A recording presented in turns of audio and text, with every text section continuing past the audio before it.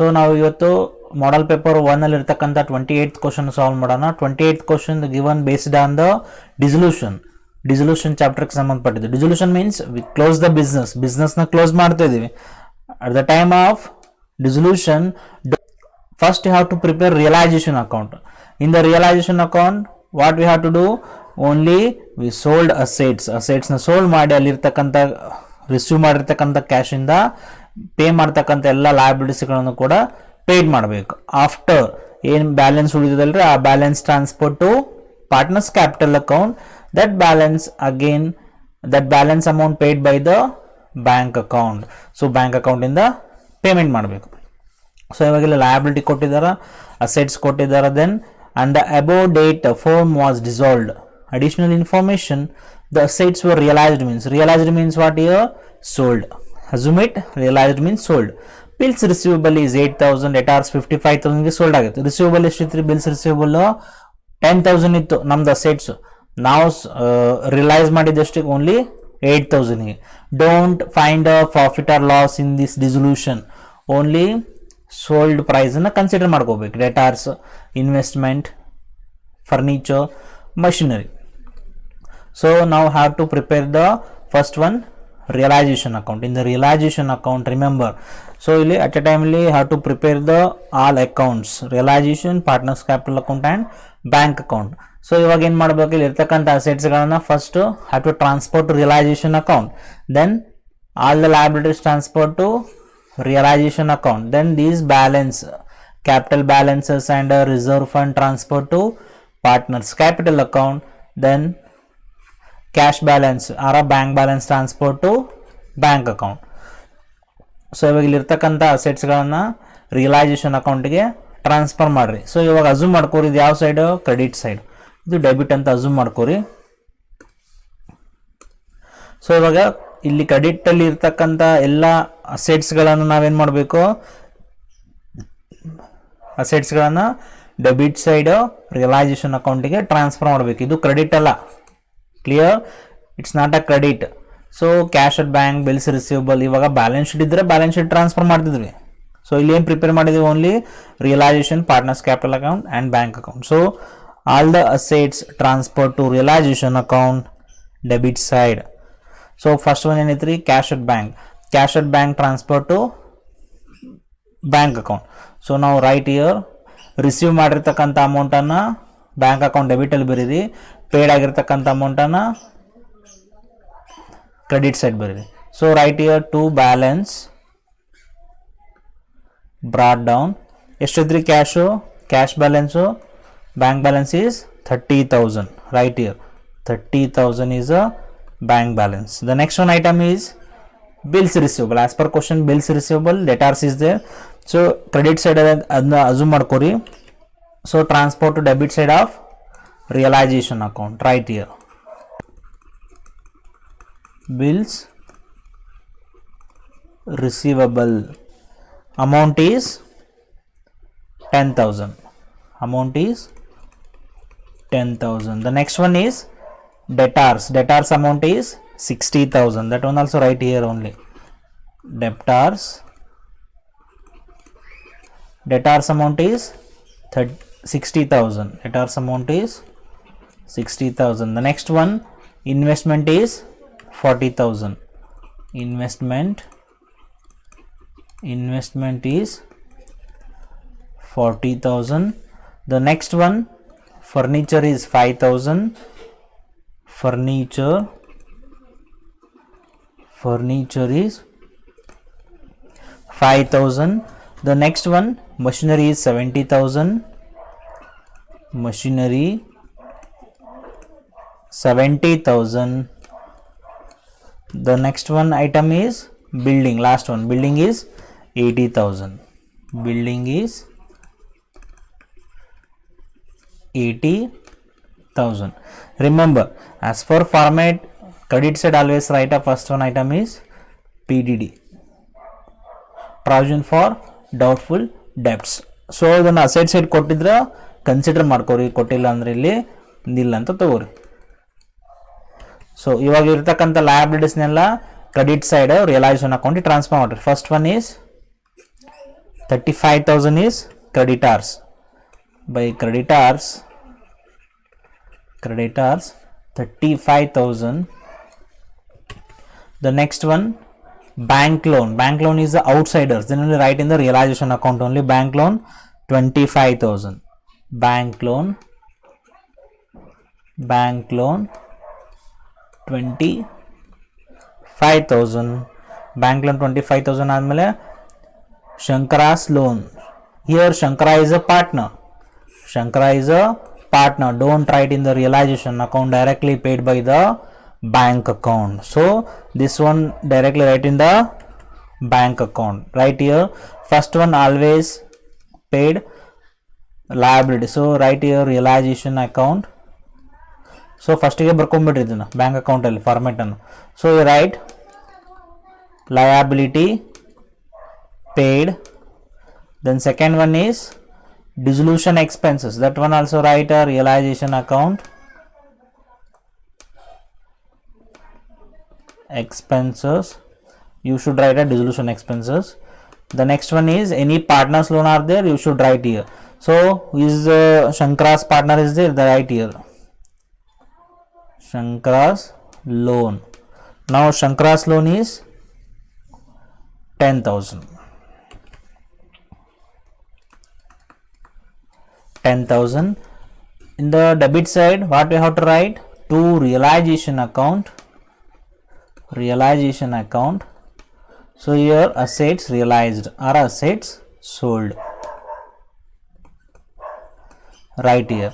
So first bank account prepare ಮಾಡಿದ ತಕ್ಷಣ ಬರ್ಕೊಂಡ್ಬಿಡ್ರಿ realization account, liability paid, realization account, expenses, Shankara's loan, then lastly write a partner's capital. You should follow the sequence of the bank account. Clear? Now next one is reserve fund and capital. These both items you should transfer to partner's capital account. If in case they given in question, ಈ question ಅಲ್ಲಿ ಕೊಟ್ಟಿಲ್ಲ, profit and loss ಕೊಟ್ಟರು ಕೂಡ ನೀವೇನು ಮಾಡಬೇಕು, same ಈ ಮೂರು ಐಟಮ್ನ partners capital account ಅಲ್ಲಿ ತಗೋಬೇಕು. ಸೊ ಇಲ್ಲಿ ಪ್ರಾಫಿಟ್ ಅಂಡ್ ಲಾಸ್ ಕೊಟ್ಟಿದ್ರೆ ಅದು ಲಾಸ್ ಅನ್ನ ಡೆಬಿಟ್ ಸೈಡ್ ಪಾರ್ಟ್ನರ್ಸ್ ಕ್ಯಾಪಿಟಲ್ ಅಲ್ಲಿ ತಗೋರಿ.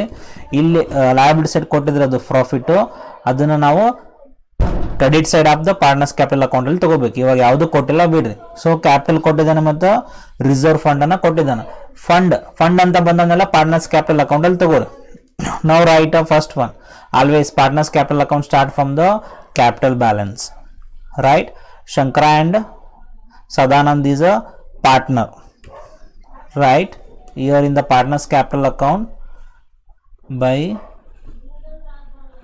balance brought down. Balance is 1,80,000. 1,80,000. Now remaining item is reserve fund. So reserve fund ಅವ್ರು ಏನು ಮಾಡಿರ್ತಾರೆ, ಬಿಸ್ನೆಸ್ನ ರನ್ ಮಾಡುವಾಗ ಸೊ ಫಂಡನ್ನು ತೆಗೆದಿಟ್ಟಿರ್ತಾರೆ, ರಿಸರ್ವ್ ಮಾಡಿರ್ತಾರೆ. ಸ್ಪೆಸಿಫಿಕ್ ರಿಸರ್ವ್, ಜನರಲ್ ರಿಸರ್ವ್ ಅಂತ ಬರ್ತಾವೆ. ಆ ರಿಸರ್ವೇಷನ್ ಅಮೌಂಟನ್ನು ನಾವೇನು ಮಾಡಬೇಕು, ಸೊ ಆ ಪಾರ್ಟ್ನರ್ಸ್ಗೆ ಶೇರ್ ಮಾಡಬೇಕು ಆ್ಯಸ್ ಪರ್ ದ ರೇಷಿಯೋ. ಅವ್ರು ಕೊಟ್ಟಿರ್ತಕ್ಕಂಥ ಎಕ್ಸಿಸ್ಟಿಂಗ್ ರೇಷಿಯೋನ ಯೂಸ್ ಮಾಡಿಕೊಂಡು ಅದನ್ನು ಪೇ ಮಾಡಬೇಕು. ಬೈ ರಿಸರ್ವ್ ಫಂಡ್ ಟೋಟಲ್ ಎಷ್ಟೈತ್ರಿ reserve fund? Total reserve fund ಬಂದ್ಬಿಟ್ಟು 30,000. ರೇಷಿಯೋ ಎಷ್ಟೈತಿ? 3:2. 30,000 into 3:2 is 5. 3/5 and 2/5 ಎಷ್ಟು ಬರುತ್ತೆ ನೋಡ್ರಿ? 30,000 into 3/5 is 18,000. This one is 12,000. This one is 12,000. The next one item. So ಇವಾಗ ಬ್ಯಾಲೆನ್ಸ್ ಶೀಟ್ ಐಟಮ್ಸ್ ಎಲ್ಲ ಕಂಪ್ಲೀಟ್ ಆಯಿತು, ಎಲ್ಲ ಐಟಮ್ನು ತೊಗೊಂಡ್ರಿ. ನಾವು ಇವಾಗ ಅಡ್ಜಸ್ಟ್ಮೆಂಟಿಗೆ ಬರೋಣ. ನೆನಪಿಟ್ಟುಕೋರಿ, ಎವ್ರಿ ಅಡ್ಜಸ್ಟ್ಮೆಂಟ್ ಯಾವ ಡಬಲ್ ಎಂಟ್ರಿ. ಸೊ 2 ಸಲ ಬರೀಬೇಕು. ಒಂದು ಎಂಟ್ರಿನ ರಿಯಲೈಸೇಷನ್ ಅಕೌಂಟಲ್ಲಿ ಬರೆದ್ರೆ ಇನ್ನೊಂದು ಎಂಟ್ರಿನ bank account or partners capital ಅಕೌಂಟಲ್ಲಿ ಬರೀಬೇಕು. ಸೊ ಇವಾಗ ಫಸ್ಟ್ ಒನ್ ನೋಡ್ಕೊರಿ, additional information. Assets were realized as follows. ಅಸೆಟ್ಸ್ನ ಸೋಲ್ವ್ ಮಾಡಿದ್ದಾರೆ. First one bills receivable 8,000. So ಇವಾಗ ಬ್ಯಾಂಕ್ ಅಕೌಂಟ್ನ ಪ್ರಿಪೇರ್ ಮಾಡಿದ್ರಿಂದ ಎರಡು ಸೈಡು ಬ್ಯಾಂಕ್ ಅಕೌಂಟ್ ಅಂತಂದ್ರೆ ಬರೀರಿ ಬೈ ಬ್ಯಾಂಕ್ ಅಕೌಂಟ್. ಯಾಕಂದ್ರೆ ಇನ್ನರ್ ಕಾಲಮಲ್ಲಿ ಅಮೌಂಟ್ನ ತೊಗೋತೀವಿ. ಇವಾಗ ಸೋಲ್ಡ್ ಮಾಡಿದ್ದನ್ನ ಐಟಮ್ಸ್ನ ಔಟರ್ ಕಾಲಮಲ್ಲಿ ತೊಗೊಂಡ್ರೆ ಸೊ ಎಲ್ಲ ಐಟಮ್ನು ಕೂಡ ನೀವು ಮತ್ತು 1 by 1 ಬ್ಯಾಂಕ್ ಅಕೌಂಟಲ್ಲಿ ಮೆನ್ಷನ್ ಮಾಡಬೇಕಾಗ್ತದೆ. So right by bank account. Here write to bank account. So ಇಲ್ಲೇನು ಮಾಡ್ರಿ, ಲಯಾಬಿಲಿಟೀಸ್ನ ಪೇಡ್ ಮಾಡ್ರಿ. ಸೊ ಇಲ್ಲಿರ್ತಕ್ಕಂಥ ಲಯಾಬಿಲಿಟೀಸ್ನ ಇಲ್ಲಿ ಪೇಮೆಂಟ್ ಮಾಡಬೇಕು. ಸೊ ಇಲ್ಲಿರ್ತಕ್ಕಂಥ ಅಸೆಟ್ಸ್ನ ಇಲ್ಲಿ ಸೋಲ್ಡ್ ಮಾಡಿ ರಿಸೀವ್ ಮಾಡಬೇಕು. ಕ್ಯಾಶ್ ರಿಸೀವ್ ಮಾಡಬೇಕಲ್ಲ, ಅದನ್ನು ಕ್ರೆಡಿಟ್ ಸೈಡಲ್ಲಿ ರಿಸೀವ್ ಮಾಡ್ಕೋಬೇಕು. So here right asset sold. So first one as per adjustment ಏನು ಕೊಟ್ಟಿದ್ದಾರೆ ನೋಡ್ರಿ, bills receivable 8,000. Right here bills receivable, right in the inner column 8,000. Next one debtors 55,000,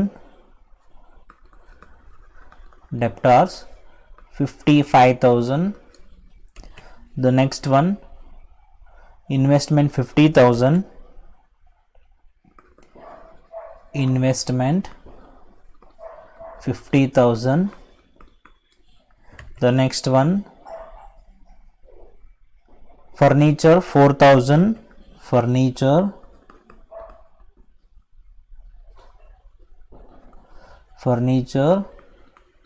4,000. The next one they sold machinery 65,000, machinery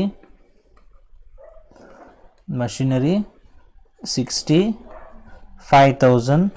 The next one okay asset sold ಎಲ್ಲನ ತಗೊಂಡ್ರಿ. Next ಬಿಲ್ಡಿಂಗ್ನ taken over ಮಾಡಿದ್ದಾರೆ ಯಾರೇ, Shankar. Partners name ಬಂದಾಗ ಅದನ್ನು ಸಪ್ರೇಟಾಗಿ ತೊಗೋಬೇಕು. Because of ಅವ್ರ ಅಸೆಟ್ಸ್ನ ತೊಗೊಂಡು ಹೋಗ್ತಾರೆ, ಬಟ್ ಕ್ಯಾಶನ್ನು ಪೇ ಮಾಡೋಂಗಿಲ್ಲ. ಕ್ಯಾಶನ್ನು ಅವ್ರ ಅಕೌಂಟಿಂದ ಡಿಡಕ್ಟ್ ಮಾಡ್ಕೊಳೋದ್ರಿಂದ ಅದನ್ನು ಸಪ್ರೇಟಾಗಿ ಶೋ ಮಾಡಬೇಕಾ. ಸೊ ಮತ್ತು ಯಾವುದು ಅನ್ರೆಕಾರ್ಡೆಡ್ ಅಸೆಟ್ಸ್ನ ಕೊಟ್ಟಿಲ್ಲ. ಸೊ ಇವಾಗ ಏನು ಮಾಡಬೇಕಾ, ಚೆಕ್ ಮಾಡ್ಕೊರಿ. ಬಿಲ್ಸ್ ರಿಸೀವಬಲ್ ಕಂಪ್ಲೀಟ್ ಆಯಿತು. ನೆಕ್ಸ್ಟು ಡೆಟಾರ್ಸ್ ಕಂಪ್ಲೀಟ್ ಆಯಿತು, ಇನ್ವೆಸ್ಟ್ಮೆಂಟ್ ಕಂಪ್ಲೀಟ್ ಆಯಿತು. ನೆಕ್ಸ್ಟ್ ಒನ್ ಫರ್ನಿಚರ್ ಮುಗೀತು. ದ ನೆಕ್ಸ್ಟ್ ಒನ್ ಮಷಿನರಿ ಕೂಡ ಆಯಿತು. ಉಳಿದಿದ್ದಾದ್ರಿ ಬಿಲ್ಡಿಂಗ್ ಬಗ್ಗೆ ಇನ್ಫಾರ್ಮೇಷನ್ ಕೊಟ್ಟಿದ್ದಾರೆ ಇವಾಗ. ಸೊ ಇಲ್ಲಿ ಕೊಟ್ಟಿದ್ದಾರೆ, ಏನು ಕೊಟ್ಟಿದ್ದಾರೆ, building taken over by Shankara ಅಂತ ಕೊಟ್ಟಿದ್ದಾರೆ. ಸೊ ಏನು ಕೊಡದೇ ಇದ್ರೆ, ಇನ್ಫಾರ್ಮೇಷನ್ ಕೊಡದೇ ಇದ್ರೆ ಏನು ಮಾಡಬೇಕಾ, ಸೇಮ್ ಅಮೌಂಟನ್ನೇ ನಾವಿಲ್ಲಿ ಪೇಮೆಂಟ್ ಮಾಡಬೇಕು, ಸೋಲ್ಡ್ ಮಾಡಬೇಕು. ಕ್ಲಿಯರ್, ಸೇಮ್ ಅಮೌಂಟನ್ನು ಸೋಲ್ಡ್ ಮಾಡಬೇಕು. ಸೊ ಇವಾಗ ಕೊಟ್ಟಿದ್ರಿಂದ who is taken that asset building, Shankara. So write here by Shankara's capital account which assets taken, building. Right here building taken. So ನಾ ಹೇಳಿದೆ ಪ್ರತಿಯೊಂದು ಅಡ್ಜಸ್ಟ್ಮೆಂಟು 2 ಎಂಟ್ರಿ ಬರೀಬೇಕಂತ ಹೇಳಿದೆ. So ಒಂದನ್ನು ಇವಾಗ ನೀವು ಕ್ರೆಡಿಟ್ ಸೈಡಲ್ಲಿ ಬರ್ದಿರಿ. ಎಷ್ಟಕ್ಕೆ ತೊಗೊಂಡೋಗಿದ್ದಾನೆ ರೀ, 19,000ಗೆ ತೊಗೊಂಡೋಗಿದ್ದಾನೆ. 90,000 ಏನು ಮಾಡ್ಬೇಕು, ಇವಾಗ ಅಸೆಟ್ಸ್ ಹೋಯ್ತು, ನಮಗೆ ಕ್ಯಾಶ್ ರಿಸೀವ್ಡ್ ಆಗಿಲ್ಲ. ಕ್ಯಾಶನ್ನು ಇಸ್ಕೋಬೇಕಂದ್ರೆ ಅವನ ಅಕೌಂಟಿಂದ ಏನು ಮಾಡ್ಕೋಬೇಕಾ, ಡಿಡಕ್ಟ್ ಮಾಡ್ಕೋಬೇಕು. ಅವ್ನು ಕ್ಯಾಶ್ ಪೇ ಮಾಡಲ್ಲ. ಸೊ ಅವ್ನಿಗೆ ಕೊಡ್ತಕ್ಕಂಥ ಕ್ಯಾಪಿಟಲ್ ಬ್ಯಾಲೆನ್ಸಲ್ಲಿ ಲೆಸ್ ಮಾಡಿ ಪೇ ಮಾಡಬೇಕು. ಸೊ ರೈಟ್ ಇಯರ್ ಇಲ್ಲಿ ಕ್ರೆಡಿಟಲ್ಲಿ ಬರೆದ್ರೆ ಇಲ್ಲಿ ಡೆಬಿಟಲ್ಲಿ ತೊಗೊರಿ ಅಷ್ಟೇ. ಟು ರಿಯಲೈಸೇಷನ್ ಅಕೌಂಟ್,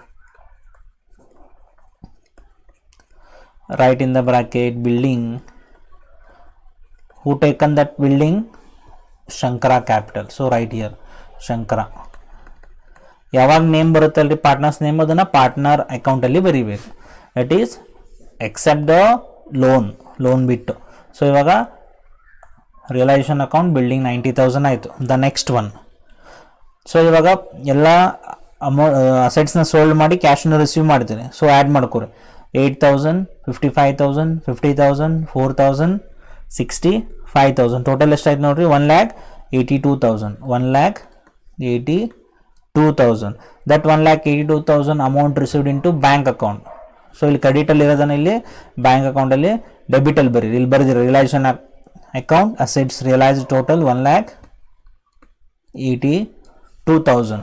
ಸೊ ಇವಾಗ 2 ಎಂಟ್ರಿ ಬರೀಬೇಕಂತ ಹೇಳಿದೆ. ಬಿಲ್ಸ್ ರಿಸೀವಬಲ್ ಈ ಅಮೌಂಟನ್ನು ಇಲ್ಲಿ ಇದರಲ್ಲಿ ಆ್ಯಡ್ ಆಯ್ತದಿಲ್ಲ ರೀ. So double entry. ಈ ಅಮೌಂಟ್ ಕೂಡ ಇದ್ರಲ್ಲಿ ಆ್ಯಡ್ ಆಯ್ತು, ಇದು ಕೂಡ ಡಬಲ್ ಎಂಟ್ರಿ ಆಯಿತು. ಸೊ ಇವೆಲ್ಲ ಆ್ಯಡ್ ಮಾಡಿ ಟೋಟಲ್ ಅಮೌಂಟ್ ಟ್ರಾನ್ಸ್ಫರ್ ಮಾಡಿದ್ರು ಕೂಡ ನಾವು ಡಬಲ್ ಎಂಟ್ರಿ ಬರ್ದಂಗೆ ಆಗುತ್ತೆ. ಸೊ ಇಲ್ಲಾಂದ್ರೆ 1 by 1 ಬರೀಬೇಕಾಗುತ್ತೆ. ಬಿಲ್ಸ್ ರಿಸೀವಬಲ್ 8,000 ಔಟರ್ ಕಾಲಮಲ್ಲಿ ತೊಗೊಂಡ್ರೆ ಈ 8,000 ಮತ್ತೆ ಇಲ್ಲಿ ಟ್ರಾನ್ಸ್ಫರ್ ಮಾಡಬೇಕು. ಸೊ ಅದಕ್ಕೆ ಏನು ಮಾಡಬೇಕು, ಟೋಟಲ್ ಮಾಡಿಕೊಂಡು ಟೋಟಲ್ ಅಮೌಂಟ್ ಟ್ರಾನ್ಸ್ಫರ್ ಮಾಡ್ಕೊಂಡು. Clear. Now all assets are over. Now see the next one, creditors and bills payable are settled at a 10% discount. So creditors and bills payable means ನಾವು ಅಮೌಂಟ್ನ pay ಮಾಡೋದಿದ್ರಿ. So ಅವನು ಏನು ಮಾಡಬೇಕಂತ 10% less ಮಾಡಿ pay ಮಾಡಬೇಕು. So 10% less ಮಾಡಿ pay ಮಾಡಬೇಕಂದ್ರೆ right first one ಏನು ಹೇಳ್ಯಾರ ಅವರು ಕ್ರೆಡಿಟಾರ್ಸ್. ಇಲ್ಲಿ 2 ಅಂತ ಬರೀಬೇಡ್ರಿ, ಅಲ್ಲಿ 2 ಬ್ಯಾಂಕ್ ಅಕೌಂಟ್ ಅಂತ ಬರ್ದಿರಿಲ್ರಿ, ಈ ಅಮೌಂಟಲ್ಲಿ ಆ್ಯಡ್ ಆಗಿರುತ್ತೆ ಅಂತ. So don't write a 2 again. Creditors so less ಮಾಡಬೇಕು. 35,000 ಟೋಟಲ್ ಪೇ ಮಾಡೋದಿತ್ತು ಇಂಟು 10% ಲೆಸ್ ಮಾಡಿರಿ. ಎಷ್ಟು ಬರುತ್ತೆ 10% ಲೆಸ್ ಮಾಡಿದ್ರೆ 3,500 ಲೆಸ್ ಆಗುತ್ತೆ. ಸೊ ಟೋಟಲ್ ಪೇಡ್ ಮಾಡಬೇಕಾಗಿದ್ದು 31,500. ದ ನೆಕ್ಸ್ಟ್ ಒನ್ ಏನು ಹೇಳಿ ಬಿಲ್ಸ್ ಪೇಬಲ್ ಅವರ್ ಸೆಟಲ್ ಇಲ್ಲ 10% ಡಿಸ್ಕೌಂಟ್. ಬಿಲ್ಸ್ ಪೇಬಲ್ ಕೂಡ 10% ಡಿಸ್ಕೌಂಟ್ ಮಾಡಿರಿ. Bills payable. So bills payable amount ಎಷ್ಟೈತಿ? ಸೊ ಬಿಲ್ಸ್ ಪೇಬಲ್ ಬರ್ದಿಲ್ರಿ ನಾವು ಇಲ್ಲಿ, bills payable. So bills payable 15,000 ಬರ್ದಿಲ್ಲ ನೋಡ್ರಿ, ಇಲ್ಲಿ ಬರೀರಿ ಬಿಲ್ಸ್ ಪೇಬಲ್ ಬರ್ದಿಲ್ಲ. Right here bills payable 15,000. So ಅದನ್ನು ಕೂಡ ಪೇಮೆಂಟ್ ಮಾಡಿರಿ, ಅದು ಮಿಸ್ ಆಗಿತ್ತು. ಲಯಬಿಲಿಟೀಸ್ನ ಟ್ರಾನ್ಸ್ಫರ್ ಮಾಡೋವಾಗ ಅದನ್ನು ರೆಕಾರ್ಡ್ ಮಾಡಿಲ್ಲ. ಸೊ ನಾವು transfer to bills payable also. ನಾವು ರೈಟ್ ಇಯರ್ ಬಿಲ್ಸ್ ಪೇಯಬಲ್ ಎಷ್ಟಕ್ಕೆ ಪೇ ಮಾಡ್ಬೇಕಂದ್ರೆ 15,000 ಇತ್ತು. As per liabilities bills payable 15,000. So 10% less ಮಾಡ್ಬೇಕಂದ್ರೆ 15,000 ಇಂಟು -10%. -10% ಮಾಡಿದ್ರೆ ಎಷ್ಟಾಗುತ್ತೆ 1,500 ಲೆಸ್ ಆಗುತ್ತೆ. ಸೊ 15ನಲ್ಲಿ 1,500 ಲೆಸ್ ಮಾಡಿದರೆ 13,500ನ ಪೇಮೆಂಟ್ ಮಾಡಿದ್ವಿ. ಸೊ ನೆಕ್ಸ್ಟು ಕ್ರೆಡಿಟರ್ಸ್ ಆಯಿತು, ಬಿಲ್ಸ್ ಪೇಬಲ್ ಆಯಿತು. ನೆಕ್ಸ್ಟ್ ರಿಯಲೈಸೇಷನ್ ಎಕ್ಸ್ಪೆನ್ಸಸ್ ಕೊಟ್ಟಿದ್ದಾನೆ. ಸೊ ನೆಕ್ಸ್ಟ್ ಏನು ಕೊಟ್ಟಿದ್ದಾನೆ ರೀ ರಿಯಲೈಸೇಷನ್ ಎಕ್ಸ್ಪೆನ್ಸ್ ಕೊಟ್ಟಿದ್ದಾನೆ. ಸೊ ಅದನ್ನು ಬರೋಕ್ಕಿಂತ ಮುಂಚೆ ಎಲ್ಲ ಲಯಬಿಲಿಟೀಸ್ನ ಚೆಕ್ ಮಾಡ್ಕೋರಿ. ಈ PDD ಇಲ್ಲ. ಸೊ ಇಲ್ಲಿ ಕ್ರೆಡಿಟರ್ಸ್ನ ಪೇಮೆಂಟ್ ಮಾಡಿದೆ, ಸೊ ಇದು ಕಂಪ್ಲೀಟ್ ಆಯಿತು. ನೆಕ್ಸ್ಟ್ ಬಿಲ್ಸ್ ಪೇಬಲ್ನ ಪೇ ಮಾಡಿದೆ, ಇದು ಕೂಡ ಕಂಪ್ಲೀಟ್ ಆಯಿತು. ರಿಮೈನಿಂಗ್ ಒಂದು ಐಟಮ್ ಉಳಿದೈತೆ ನೋಡ್ರಿ, ಯಾವುದು ಬ್ಯಾಂಕ್ ಲೋನ್. ಇದ್ರ ಬಗ್ಗೆ ಏನೂ ಇನ್ಫಾರ್ಮೇಷನ್ ಕೊಟ್ಟಿಲ್ಲ ಸಮ್ ಒಳಗೆ. ಸೊ ಅದನ್ನೇನು ಮಾಡಬೇಕು ಇವಾಗ as per book value we should pay ಮಾಡಬೇಕ್ರಿ. ಸೊ ಯಾವುದನ್ನು ಬ್ಯಾಂಕ್ ಲೋನ್ ಬುಕ್ ವ್ಯಾಲ್ಯೂ ಎಷ್ಟೈತಿ 25,000ನ ಪೇಮೆಂಟ್ ಮಾಡಿರಿ. ಸೊ ನಾವು ಟೋಟಲ್ ಎಷ್ಟೈತೆ ನೋಡ್ರಿ 31,500, 13,500, 25,000. Total is 70,000. ಸೊ ಇವಾಗ ಡಬಲ್ ಎಂಟ್ರಿ ಬರೀಬೇಕಂತ ಹೇಳಿದೆ. 70,000 ಎಲ್ಲಿ ಟ್ರಾನ್ಸ್ಫರ್ ಮಾಡಬೇಕು? ಪೇಮೆಂಟ್ ಮಾಡಬೇಕಂದ್ರೆ ಕ್ರೆಡಿಟ್ ಸೈಡಿಂದ ಪೇಮೆಂಟ್ ಮಾಡಿರಿ ಬ್ಯಾಂಕ್ ಅಕೌಂಟಲ್ಲಿ. First preference goes to outsiders. So right here 70,000 realisation account liability paid. ಇಲ್ಲಿಗೆ ಎಲ್ಲ ಐಟಮ್ಸ್ನ ಪೇಮೆಂಟ್ ಮಾಡಿದ್ವಿ, ಸೋಲ್ಡ್ ಮಾಡಿದ್ವಿ. ಉಳಿದಿದ್ದು ಯಾವುದು ಡಿಸಲ್ಯೂಷನ್ ಎಕ್ಸ್ಪೆನ್ಸಸ್, ಅದನ್ನು ಕೂಡ ಬ್ಯಾಂಕ್ ಅಕೌಂಟಿಂದ ಪೇಮೆಂಟ್ ಮಾಡಬೇಕು. So to bank account right here dissolution expenses. Dissolution expenses. How much total we pay dissolution expenses is as per question 3,000. 3,000 payment ಮಾಡಿ. Now all adjustments are over. Now close the account one by one account na close ಮಾಡಿ. First close the realization account. Here total it 35,000, 25,000, then 15,000, 1,82,000, 90,000. Total is 3,47,000. Credit side is more, 3,47,000, 3,47,000. Now deduct all the items 10 minus 10,000 minus 60,000 minus 40,000 up to minus 3,000 from the 3,47,000. Remaining balance is 9,000. Then this one is what? Partners capital account. Right here transfer to partners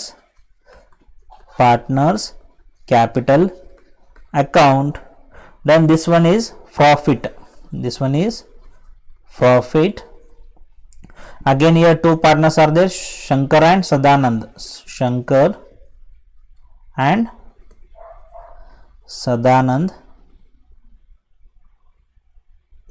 So here 9,000 is profit into 3:2 ratio 3. So 3/5 and 2/5 ಮಾಡಿದ್ರೆ ಎಷ್ಟು ಬರುತ್ತೆ ನೋಡ್ರಿ 5,400,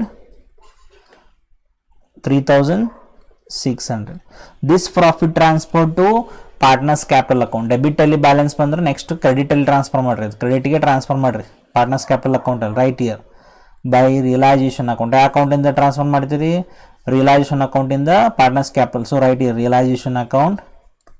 ಇಲ್ಲಿ ಆ ಅಕೌಂಟ್ಗೆ transfer ಮಾಡಕ್ಕೆ ಕುಂತೀರಿ partners capital. ಇಲ್ಲಿ ಎಲ್ಲಿಂದ ಬಂದಿತ್ತು realisation. So write realisation account profit. Shankara received 5,400. Sadanand received 3,600. Now close the partners capital account.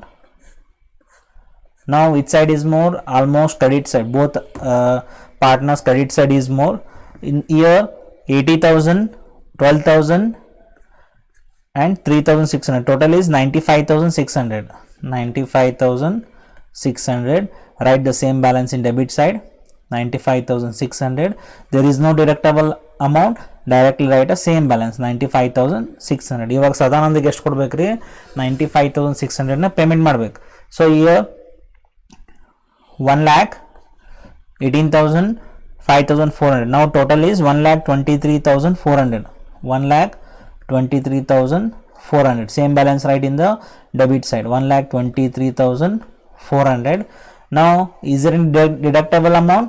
Yes, 90,000 you should deduct from the total payable amount.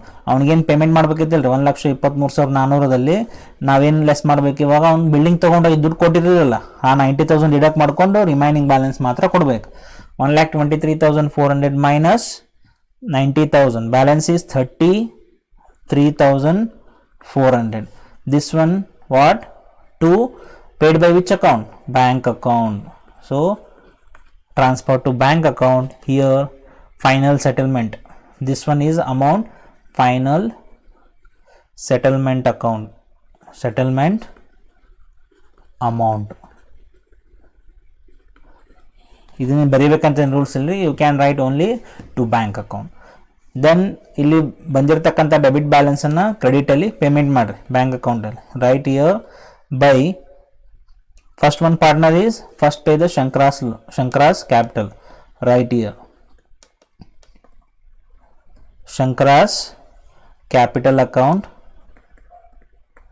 Total we paid a 33,400. Next pay the Sadanand capital account. Total we paid 95,600. So ಇವಾಗ ಏನಾಗಬೇಕು?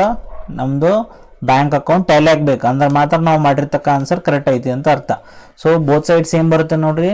1,82,000 plus 30,000 is 2,12,000. 2,12,000. ಇಲ್ಲಿ ಕೂಡ same ಬರುತ್ತೆ ನೋಡ್ರಿ. 70,000 plus 30,000 plus 70,000. So realization ಎಕ್ಸ್ಪೆನ್ಸಸ್ನ transfer ಮಾಡಿಲ್ಲ ನೋಡ್ರಿ. ಎಷ್ಟು? 3,000. ಇಲ್ಲಿ ಗ್ಯಾಪ್ ಬಿಟ್ಟಿದ್ರಿ, 3,000 ಬರೀರಿ, ಡಬಲ್ ಎಂಟ್ರಿ ಬರೀಬೇಕು. ಸೊ 70,000, 3,000, 10,000, 33,400, 95,600. Total is 2,12,000. ಸೊ ಎರಡು ಕಡೆ ಸೇಮ್ ಬ್ಯಾಲೆನ್ಸ್ ಬಂದಿದ್ದರಿಂದ ನಾವು ಮಾಡಿರ್ತಕ್ಕಂಥ ಸಮ್ಮು ಕರೆಕ್ಟ್ ಐತಿ. ಸೊ ಇಲ್ಲಿ 3,000 ಬರ್ದಿರಲಿಲ್ಲ, ಡಬಲ್ ಎಂಟ್ರಿ ಬರೀಬೇಕಂತ ಆಗಲೇ ಹೇಳಿದ್ದೀನಿ ರೀ. ಡಿಸಲ್ಯೂಷನ್ ಎಕ್ಸ್ಪೆನ್ಸಸ್ 3,000 ಏನು ಪೇಮೆಂಟ್ ಮಾಡಬೇಕಲ್ಲ, ಬ್ಯಾಂಕ್ ಅಕೌಂಟಿಂದ ಪೇಮೆಂಟ್ ಮಾಡಬೇಕು. ಇಲ್ಲಿ ನೇಮ್ನ ಮೆನ್ಷನ್ ಮಾಡಿದ್ವಿ, ಬಟ್ ಅಮೌಂಟ್ ಮಿಸ್ ಆಗಿತ್ತು. ಸೊ ಅಮೌಂಟನ್ನು ಟ್ರಾನ್ಸ್ಫರ್ ಕೂಡ ಮಾಡಿದ್ವಿ. ಸೊ ಟೋಟಲ್ ಎರಡು side 2,12,000. Thank you. Subscribe and share the video.